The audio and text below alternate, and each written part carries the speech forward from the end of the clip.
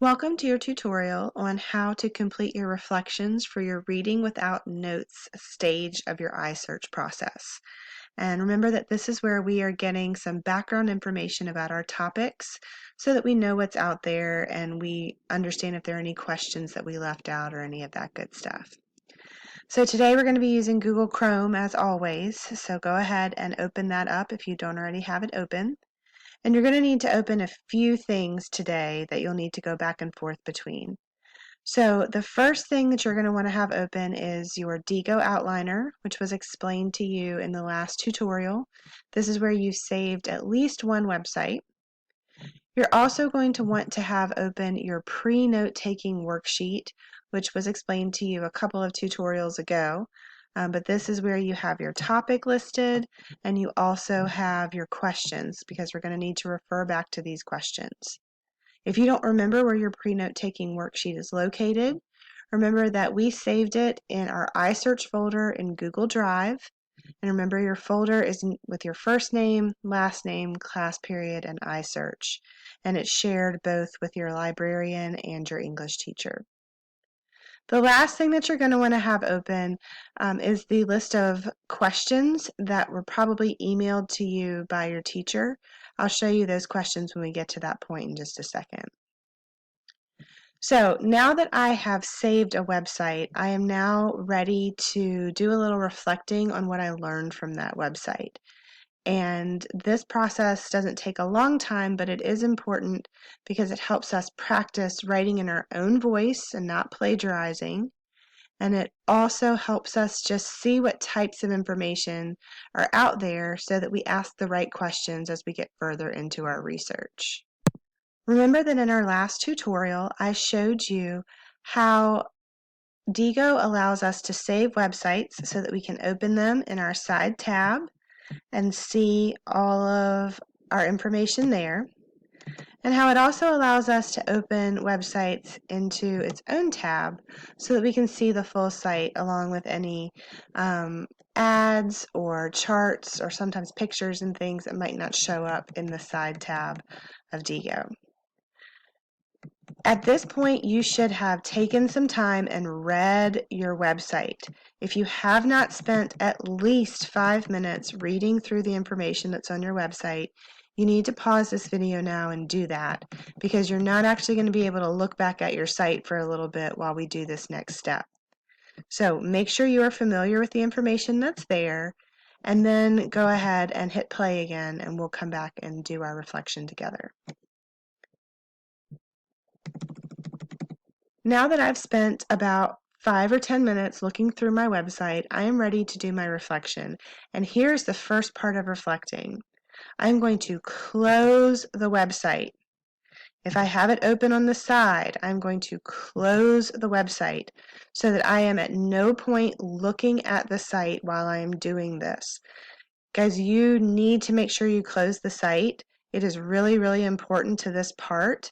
I know that you're going to want to feel like you need to go back and look at it, but I'm going to show you how you don't really have to do that. So once I've closed my site, I'm going to hit enter so that I have another bullet point right underneath my website. And I'm going to hit the tab button so that I'm typing kind of indented over one time underneath the site. And I'm going to spend like 4 or 5 sentences just kind of reflecting on what I learned. Now, we're not leaving you high and dry on this. We have some questions that you can use to help you answer and write for a few sentences. So here are the questions that you can consider. What new discoveries did you make? So did you learn anything new on this website? How did you react to what you read? Were you surprised? Were you not surprised? Did it make you mad? Did it make you happy? How'd you react to it? How could you use that information to help you solve your problems or answer your question? And you guys have some questions, so which question did this help you answer? How is this going to help you further your research? What other pieces of information do you remember and how could you apply them? So did this connect with something you already knew or maybe something you read on another website? How are you connecting the pieces of information? And then your last question, what other questions emerge as a result of new information? So this question is really important, and this is letting us think about the fact that probably when we first thought of our topic, we did not think of every single aspect of our topic. So did anything new come up for you while you were reading this that you probably need to investigate further?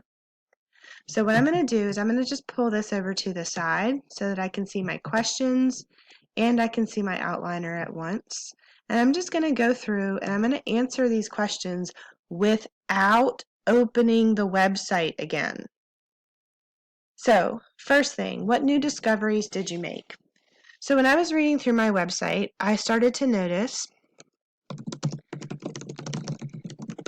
that Ireland has a lot of coast spots. I knew that it was on the ocean, but I didn't realize that so much of the country was beach. Okay?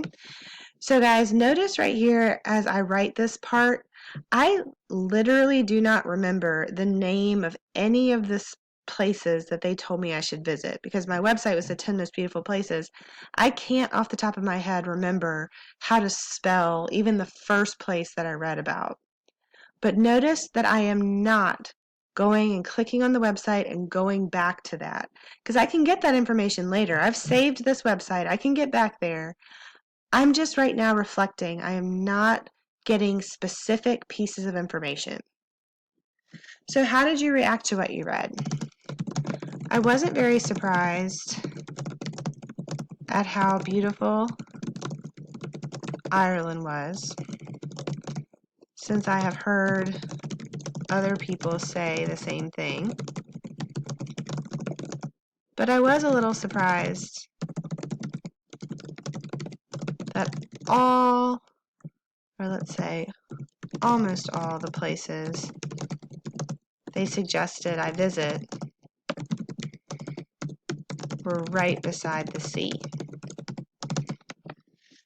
Okay, my third question, how could you use that information to help you solve your problems or answer your question? And this is where I'm going to go back to that pre-note taking worksheet and I'm going to look at the questions that I wrote for myself. And I'm going to see which one of those it helps me answer. So it really doesn't tell me about any cheap ways to get around, but it kind of does answer both of these questions, the best places to visit and the climate and terrain. So I'm going to come back over here and I'm going to say, this helps me answer two of my questions. One about where to visit and one about what Ireland is like. Okay, so simple enough. I just look back at what I've already done to answer that one. This question right here might be a little tough sometimes, but try to answer it if you can. What other pieces of information do you remember and how can you apply them? Since this is my first website that I've read, I haven't read enough stuff to be able to apply it to other sites or books or articles that I've read. All that I noticed is that Ireland looks the way I kind of expected it to. So I'm going to say here, this website reminded me that Ireland is sometimes called the Emerald Coast, since everything is so green. So I'm just connecting this to something that I already knew and I had kind of forgotten about before I read this site. And then our last question right here is super, super, super important. And this is, what other questions emerge as a result of new information? So after seeing the pictures and reading the information here, I'm now wondering what the best way to get around Ireland might be. Will I be hiking along the coast? Or maybe even riding in a boat? Also, all the pictures made it look pretty cold. What is the temperature like in the summer when I would probably be visiting? So I'm just going to think about other things that kind of come up for me as I'm reading. And these are really important, guys, because what I can do now is when I search again to find another website, I can either use these questions that I already came up with in my pre-note taking worksheet to search, or I could search these questions instead. So I'm actually furthering my research by asking further questions. So it looks like we read a lot, and we did. We did a lot of work here. But notice that we never went back and copied information straight off of the site.